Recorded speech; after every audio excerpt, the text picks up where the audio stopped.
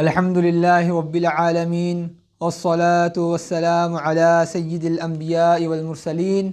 اما بعد فاعوذ باللہ من الشیطان الرجیم من ہمزہ ونفخہ ونفثہ بسم اللہ الرحمن الرحیم۔ سورۃ البقرہ مدنیہ، سورۃ البقرہ کی 286 آیات ہیں اور 40 رکوع ہیں۔ بسم اللہ الرحمن الرحیم۔ الف لام میم۔ سورۃ البقرہ میں کہ ابتدا میں یہ جو الف لام میم یہ حروف مقطعات ہیں، ان کا ترجمہ نہیں کیا جاتا، کیونکہ اللہ رب العزت نے اپنے پیارے نبی کریم صلی اللہ علیہ وسلم کو اس کا ترجمہ شاید بتایا ہو، لیکن آپ صلی اللہ علیہ وسلم نے اس کا ترجمہ اپنے اصحاب کو نہیں بتایا، اور نہ ہی ہم تک یہ پہنچا ہے۔ اور اس کے اور ان کے بارے میں جتنے بھی اقوال یا جو لوگوں کی رائے پیش کی جاتی ہیں وہ سب بے بنیاد ہیں، جن کی کوئی بنیاد نہیں۔ ذالک الکتاب لا ریب فیہ، یہ ایسی کتاب ہے کہ جس میں کوئی شک نہیں۔ یہ میرے اللہ رب العزت کا اس کتاب میں یہ دعویٰ ہے۔ کیوں؟ کیونکہ پہلی سورۃ فاتحہ میں انسان نے اللہ تعالیٰ سے جو دعا کی، جو التجا کی، وہ یہ تھی کہ اہدنا الصراط المستقیم، کہ اے اللہ تو مجھے سیدھا راستہ دکھا دے۔ اب اللہ رب العزت نے انسان کے لیے ایک ہدایت جو انسان نے اللہ تعالیٰ سے مانگی، اللہ نے وہ انسان کو عطا کر دی۔ اب وہ عطا کردہ ہدایت ایسی ہونی چاہیے کہ جس کو انسان مانتا ہو، یعنی کہ جو انسان کے لیے بہت زیادہ فائدہ مند ہو، جس میں کوئی شک نہ ہو، یعنی کہ اس کی زندگی کے ہر معاملے میں اس کی رہنمائی کرتی ہو۔ تو وہ اتنی اچھی چیز ہونی چاہیے کہ اس کو اس کے ہوتے ہوئے کسی اور چیز کو لینے کی ضرورت نہ پڑے۔ اس لیے اللہ تعالیٰ نے انسان کو اس بات کا یقین دلایا کہ یہ جو میں نے کتاب ہدایت تمہارے لیے اتاری ہے، اس میں کسی قسم کا کوئی شک و شبہ نہیں، یعنی کہ جتنے بھی میں نے اس میں جو احکام نازل کیے ہیں وہ تمہارے لیے ہیں، اور اگر تم ان کو اپناؤ گے تو تم پورے یقین کے ساتھ اپنا سکتے ہو کہ اس میں کوئی شک و شبہ نہیں۔ یعنی کہ اگر انسان ان احکام کو اپناتا ہے تو اسے کسی قسم کا کوئی خسارہ ہوگا۔ اللہ تعالیٰ نے یہ بات انسان کو بتا دی کہ اس میں تمہارے لیے کسی قسم کا کوئی خسارہ نہیں، اس میں کوئی شک بھی نہیں، اور یہ بات بھی بیان کی اس میں شک نہیں کہ یہ میرا کلام ہے، یعنی کہ یہ میں نے اتارا ہے، یہ کسی انسان کا لکھا ہوا نہیں۔ اب دیکھیں کہ یہاں پر اللہ نے ایک چیلنج دیا۔ اب اس دنیا میں جتنی بھی کتابیں لکھی جاتی ہیں، جتنے بھی مصنف ہوتے ہیں یا جتنے بھی مؤلف ہوتے ہیں، وہ جب اپنی کتاب کو لکھتے ہیں، وہ چاہے جتنے سے جتنا بڑا بھی مصنف کیوں نہ ہو، وہ اپنی کتاب کی ابتدا میں ہی یہ بات واضح کر دیتا ہے کہ میں نے یہ کتاب تو لکھ دی ہے، لیکن یہ بات نہیں کہ جو میں نے اس میں لکھا وہ بالکل صحیح ہو، لیکن یہ اللہ رب العزت کا دعویٰ ہے کہ جو میں نے اس کتاب میں باتیں بیان کی یا احکام بیان کیے یا جو بھی اس میں واقعات بیان کیے میں نے، اس میں کوئی شک نہیں، یہ ہوئے تھے، اور جو ہونے ہیں وہ بھی سچے ہیں، وہ بھی ہوں گے۔ دیکھیں اب یہاں پر اللہ تعالیٰ کہتے ہیں ذالک الکتاب لا ریب فیہ، کہ یہ ایسی کتاب ہے کہ جس میں کسی قسم کو کوئی شک و شبہ نہیں۔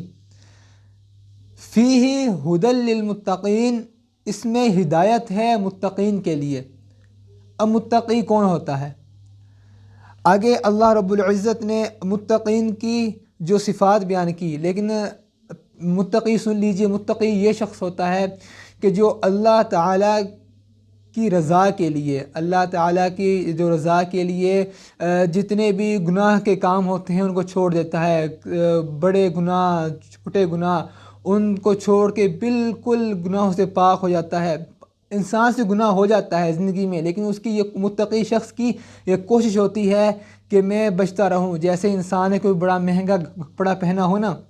تو وہ اگر کسی ایسی جگہ سے گزر رہا ہو کہ جہاں پر کانٹے دار درخت ہوں یا کوئی ایسی جھاڑیاں ہوں جہاں پر کانٹے لگے ہوں، تو وہ اپنے کپڑوں کو بہت بچاتا ہے کہ میں نے یہ سوٹ 2000 کا لیا ہے اور یہ میرا کہیں خراب نہ ہو جائے۔ متقی شخص کی بھی ایسی ہی مثال ہے کہ وہ چھوٹے بڑے گناہوں سے بچتا رہتا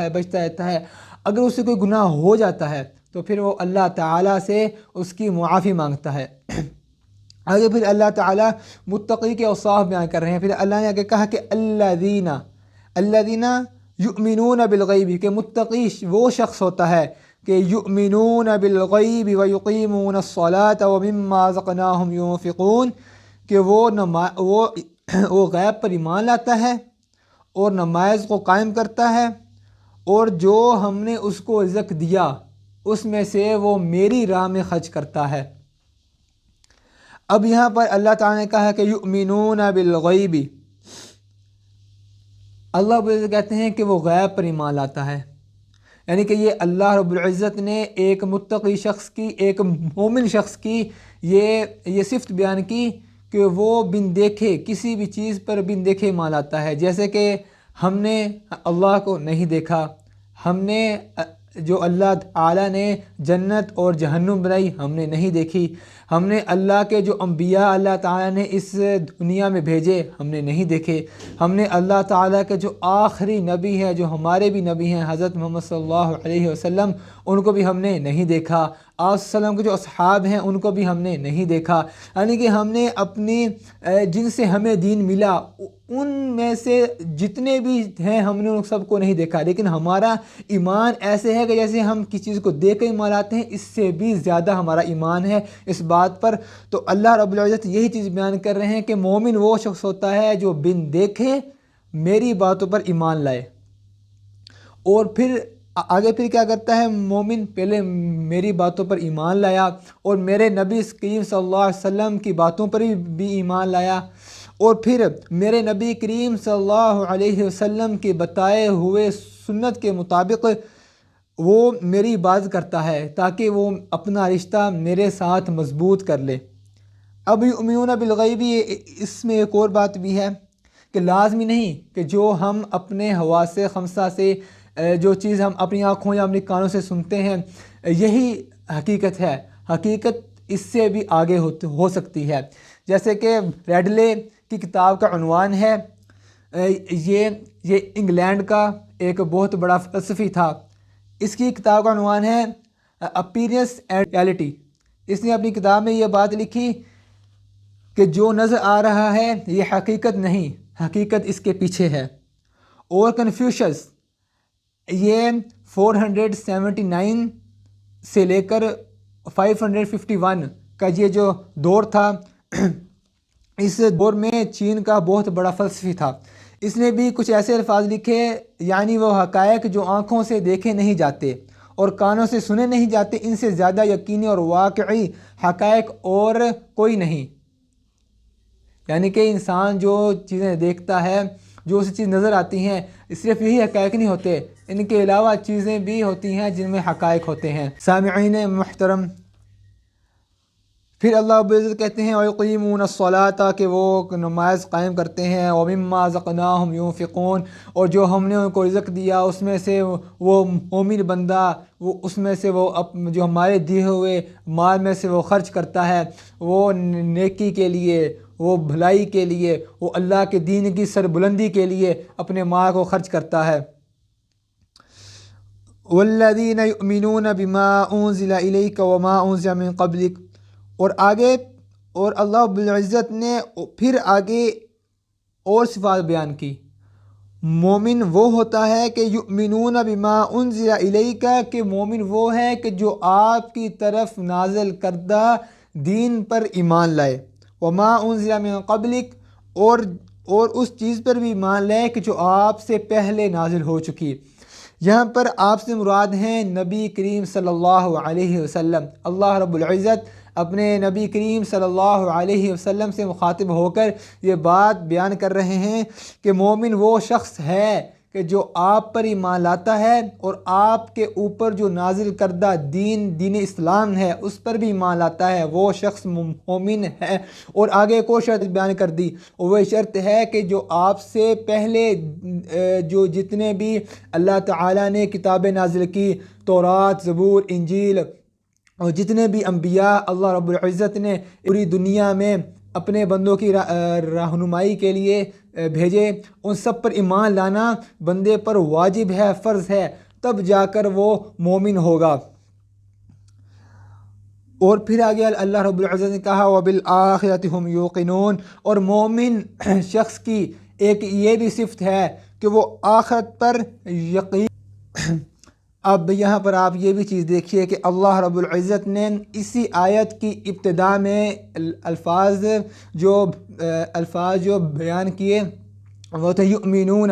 کہ وہ ایمان لاتے ہیں، اور اسی آیت کی آخر میں اللہ رب العزت نے جو الفاظ بیان کیے وہ تھے یوقنون، کہ وہ یقین رکھتے ہیں۔ اب یہاں پر اللہ رب العزت نے ایک اور چیز بیان کر دی کہ جو آخرت ہے اس پر یقین کرنا ہے، ایمان نہیں بلکہ یقین۔ کیوں؟ کیونکہ اگر انسان کا یقین ہوگا تو اس کے جو اعمال ہیں وہ اس کے اچھے ہوں گے، یعنی کہ جتنا اس کا آخرت پہ یقین ہوگا اس کو یہ بات معلوم ہوگی کہ میں نے جب اپنی اس زندگی سے فوت ہو کر جب اللہ رب العزت کی جب عدالت میں پیش ہونا ہے اور میں نے اپنے کیے ہوئے اعمال کا اللہ رب العزت کو جواب دینا ہے، تو پھر ایک انسان کیسے جب اس کو پتہ ہے کہ میں نے اپنے خالق کو اس بات کا جواب دینا ہے تو وہ کیسے کوئی برے کام کر سکتا ہے؟ جب انسان کا یقین جب آخرت پر اس کا یقین تھوڑا ہوتا ہے، اس میں کمی واقع ہوتی ہے، اس وجہ سے انسان پھر جو برے اعمال کا ارتکاب کرتا ہے۔ کیوں؟ اس کا جو ایمان ہوتا ہے وہ پھر ایک محض ایمان ہی رہ جاتا ہے اس میں، کیونکہ اس کا ایمان گم ہو جاتا ہے،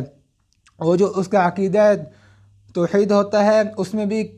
کمی واقع ہو جاتی ہے، اور جو اس کا عقیدہ رسالت ہوتا ہے اس میں بھی کمی واقع ہو جاتی ہے۔ اس آیت میں یہاں پر ایک اور حصر بھی ہے، اور وہ یہ ہے کہ وَبِالْآخِرَةِ هُمْ يُوقِنُونَ، کہ یہی وہ لوگ ہیں کہ جو آخرت پر یقین رکھتے ہیں۔ کیوں؟ کیونکہ جو یہود تھے وہ بھی اس بات کے مدعی تھے کہ ہم جو ہے نا آخرت پر ایمان لاتے ہیں اور ہم بھی آخرت پر یقین رکھتے ہیں، لیکن اللہ رب العزت نے کہا نہیں، یہود نہیں، یہاں پر مراد یہ جو پیچھے اللہ رب العزت نے ایک مومن شخص کی جو صفات بیان کی ہیں، اس سے مراد وہی لوگ ہیں کہ آخرت پر وہی یقین رکھتا ہے کہ جو ایمان بالغیب رکھتا ہو اور جو نماز قائم کرتا ہو اور جو اللہ رب العزت کی راہ میں اپنا مال خرچ کرتا ہو، اور وہ شخص کے جو نبی کریم صلی اللہ علیہ وسلم پر اور آپ صلی اللہ علیہ وسلم سے پہلے جتنے بھی ادیان تھے، جتنے بھی اللہ رب العزت نے نازل کردہ جو ادیان تھے ان پر بھی ایمان رکھتا ہو، وہ شخص ہے کہ جو آخرت پر بھی یقین رکھتا ہے۔ اور پھر اللہ رب العزت نے یہ بھی بات بیان کی کہ اولئک علی ھدی من ربہم واولئک ھم المفلحون، جن لوگوں میں یہ صفات موجود ہیں وہی اپنے رب کی طرف سے ہدایت پر ہیں اور یہی لوگ فلاح پانے والے ہیں۔ یہاں اللہ رب العزت نے یہ بات بھی بیان کر دی کہ اللہ رب العزت جس کو یہ صفات عطا کرتے ہیں اس میں اس کا کسی قسم کا کوئی کمال نہیں۔ کیوں؟ کیونکہ جو بھی نیکی کا کام ہے وہ اللہ کی توفیق کے بغیر نہیں ہو سکتا۔ اللہ رب العزت کسی شخص کو کسی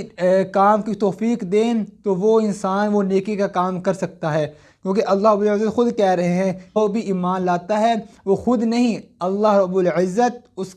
اس کو ایمان لانے کی، وہ نیکی کے کام کرنے کی اللہ رب العزت اس کو